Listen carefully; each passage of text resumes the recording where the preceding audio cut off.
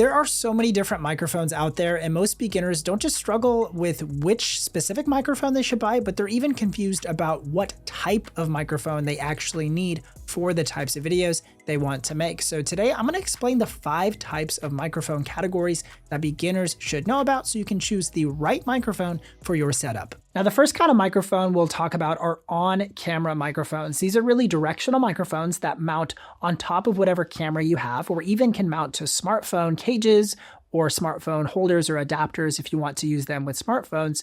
And these are really directional microphones that are great at picking up whatever audio source is directly in front of them. So for this video right now, I have my microphone mounted right on top of my camera. I can actually touch it.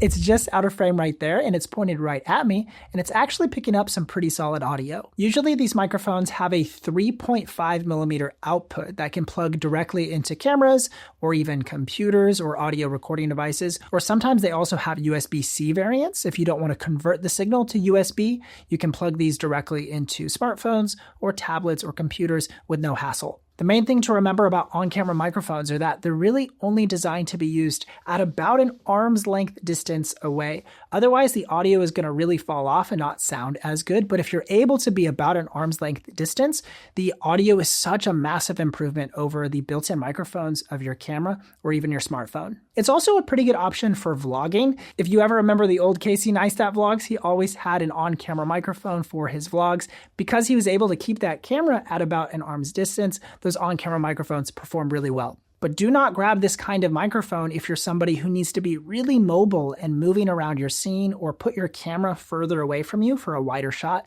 because the audio really degrades the further you get away from the microphone. Now, our next kind of microphone is a more professional level shotgun style microphone. And these are very similar to on-camera microphones. And sometimes on-camera microphones are called shotgun microphones because they kind of are. But the ones I'm talking about for this next category are typically more professional and designed to be used in more professional studio applications. These pro-level shotgun mics are usually longer and more directional microphones designed to capture focused audio in more controlled setups. And they're actually often boomed off camera as well. So maybe you've heard of like Hollywood boom operators. Well, those guys usually have like a little boom arm, and then they are booming microphones out of the frame of their talent when they're recording. So I'll bring the microphone back into the frame right here. And usually what you would do is kind of just boom it just to where it's barely out of the frame right here. And that's how you would boom a microphone like this. And it sounds incredible. Even though this mic is like 2 feet away or so, it still sounds really good because it's designed to be used in this kind of application. Professional shotgun mics also usually have an XLR output instead of a standard 3.5 or USB output. So you have to use XLR cables with XLR interfaces if you want to use these more professional shotgun mics. Pro-level shotgun mics are usually best for more professional level applications like interview work or documentaries or even short films. Some YouTube studios I have seen shotgun microphones used in a more professional setting where you boom the microphone out of the frame. But for most YouTubers, you can probably just get by with an on-camera style shotgun microphone like we talked about earlier. And you can actually purchase longer 3.5 millimeter cables that you could use with those on-camera mics to get them off of your camera, and then you can boom them overhead on stands to use them in different use cases. Now, this third type of microphone is called a lavalier or a lapel style microphone. And these are these really tiny little clip-on microphones that can clip directly to yourself or your subject's shirt to capture really good sounding audio. So this is a little lapel mic I've had for like 10 years nearly from Rode. And these are really affordable. You can grab these kinds of microphones for only like $20 or $30.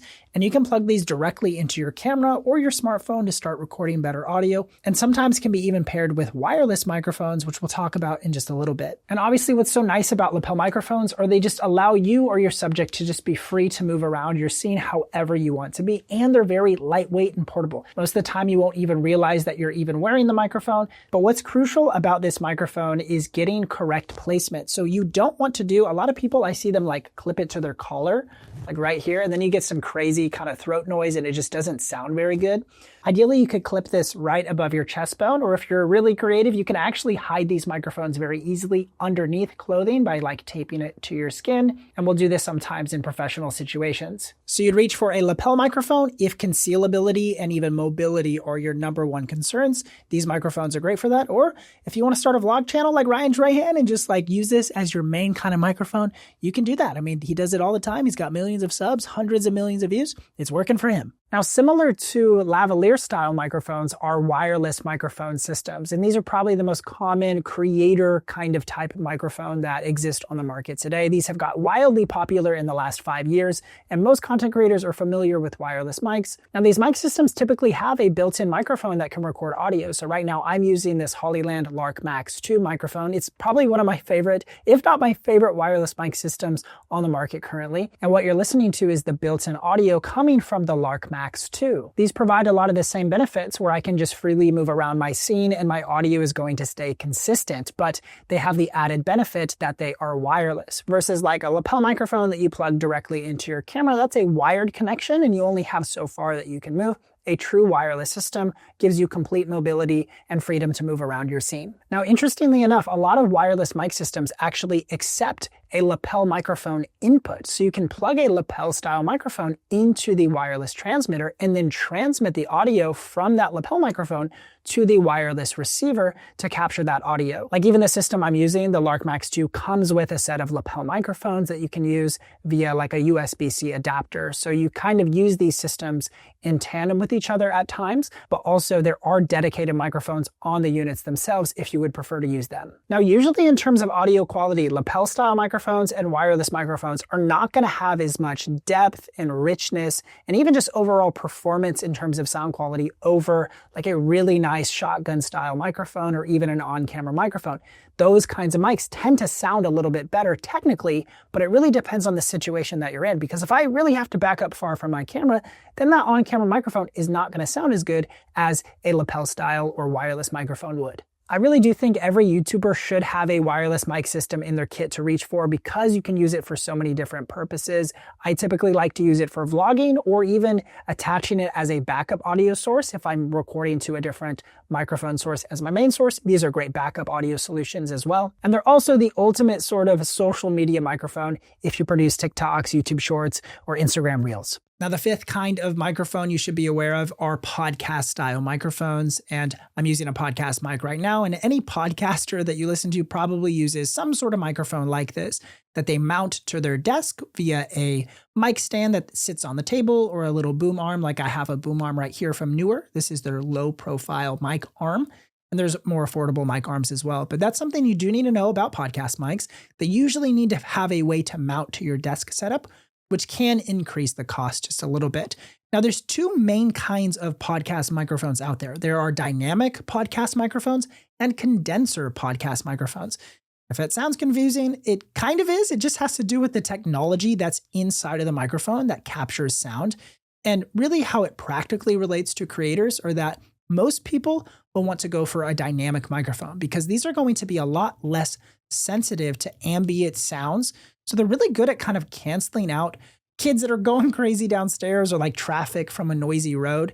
So most people are going to want to go for a dynamic mic, but the trade-off is they are a lot less sensitive. So you've got to get really close to that microphone.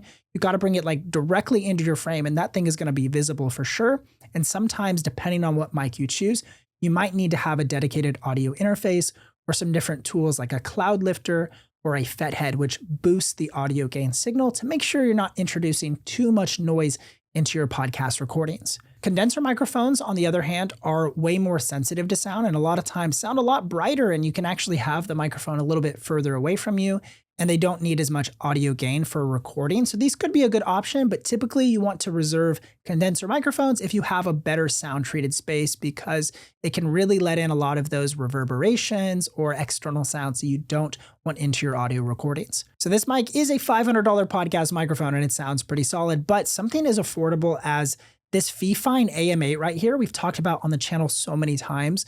And this is becoming like one of the #1 selling microphones here at Think Media in terms of affiliates, because you guys are using this thing all the time to start your podcasts or do live streams. It's a great beginner option and it sounds fantastic. These types of microphones are best for podcasting, obviously, but also doing voiceover work or even live streams, or just anybody who does stuff at a workstation, at a desk. This could be great for video calls, or if you're a coach, or if you're just a standard working professional, but you want to upgrade the quality of your Zoom interactions with your colleagues. These types of microphones are fantastic for that. Now, if you're still unsure of which microphone is right for you, these are some of the most common questions that beginners ask when they're deciding which microphone should I get? So I'm just going to answer them all really quickly. And the first question is this: which microphone is best for beginners? Well, that one actually really just has to match up with what it is you're doing, what kind of content you're making. I do really like getting a really nice wireless microphone system at the beginning.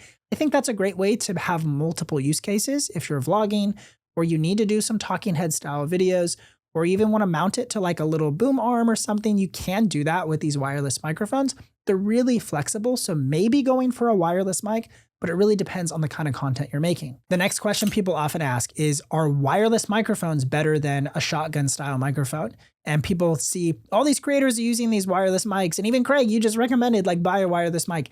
And it's like, it's not necessarily better. It's a different job for a different use case. I think wireless mics are great for convenience and moving around, but the sheer sound quality of a wireless mic that has a built-in microphone is usually not better than a shotgun microphone. That could sound a lot warmer and crispier and get you an overall better sounding audio file to work with, but then you might have to be really stationary to that exact location. So again, just kind of depends on what it is that you're filming. The next question a lot of people ask are, should I buy like a USB style podcasting microphone or an XLR style podcast microphone?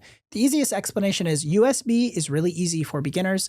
It's simple, it's really fast, plugs right into your computer and you can start recording. I do think that XLR outputs though allow for more flexibility later if you want to start using audio interfaces, which is pretty typical for most professional level podcasts, or even recording to audio recording devices and mixers. The XLR format is really reliable. So I think a better long-term play is to invest in an XLR style microphone or a mic that has both sorts of outputs, like the Fifine AM8 has XLR output as well as USB. So it's a really flexible microphone. The next question people ask is, can I just use the built-in microphone on my camera or my phone? Is that going to be good enough? And the answer is, honestly, I think smartphones have a better internal microphone on them than most modern mirrorless cameras or point and shoot cameras.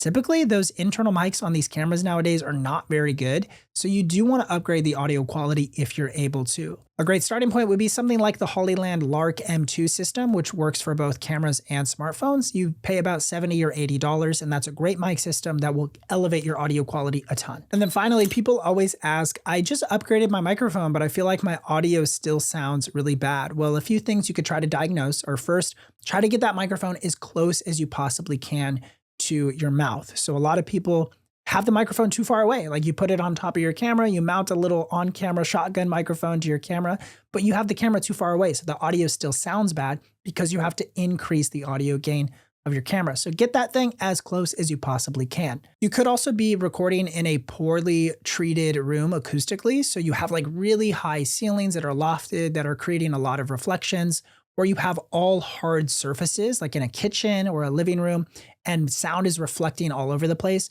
These create for pretty bad recording environments. So if you can, bring in like some soft pillows or a couch or record in like a space that's a little bit more controlled, that's going to get you way better audio. And finally, your microphone might be close enough, but you might have poor placement. So a typical placement for like a wireless microphone would be just above like the center chest bone. So like right here is a great spot to mount a wireless microphone if you're using wireless mics. If you go too high on your collar, you can get some like throaty sounds, which are kind of weird.